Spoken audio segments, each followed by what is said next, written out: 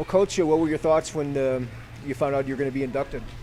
I just think more or less it's an honor. I mean, just serving with the Wyoming Coaches Association for all the years and the time you put in, and it's just pretty much a nice honor that you get and get the recognition. So, that's kind of the way I look at things.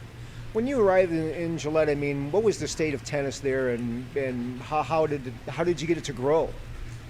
It was I think it was a program, and Pat Hoopoff was actually running at that point in time, and then I was an assistant. And one of the things, having a lot of experience playing some college tennis kind of helped, and we just had to convince the kids to come out and be multi-sport athletes. And it helped that I started coaching some basketball, and I got a lot of the basketball kids and a lot of the baseball kids to come out, and so that helped us out. And after that, athletes kind of took over, and it became quite a program for a while. Now we're in kind of rebuilding, but that'll happen.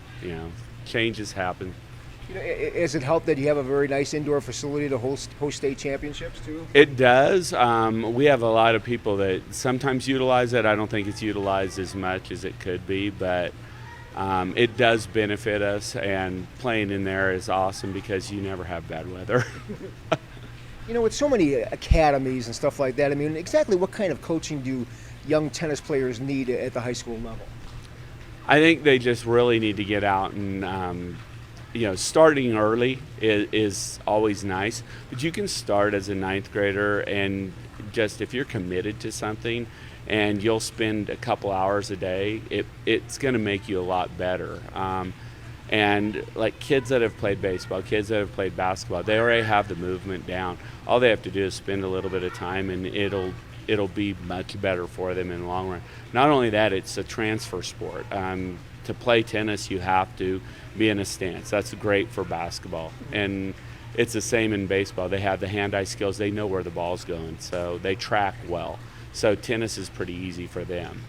Did you emphasize strength? I mean, it seems like tennis is a power game now, if you watch the big tournaments.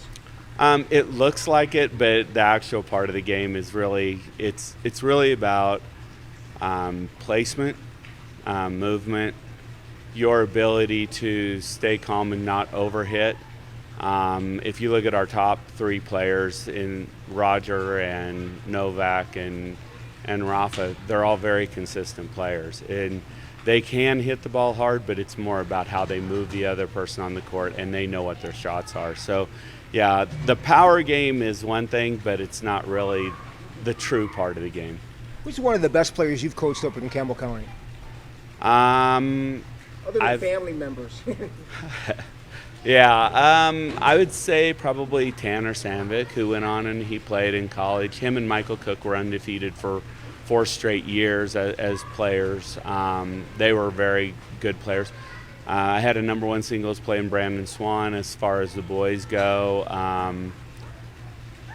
Girls, Chrissy Howard was a number 1. Brooke McMahill, who came in from St. George, Utah. All those doubles teams over the years, because there's specifics to that. So they became very good. Lee Sawada was also on the team when they were undefeated. Angie Hayes played or was real good. And I had a couple others. I'm just gonna we've had so many good players over the years. I mean, and it was such a pleasure to coach them because they're just great people outside of the world of sport.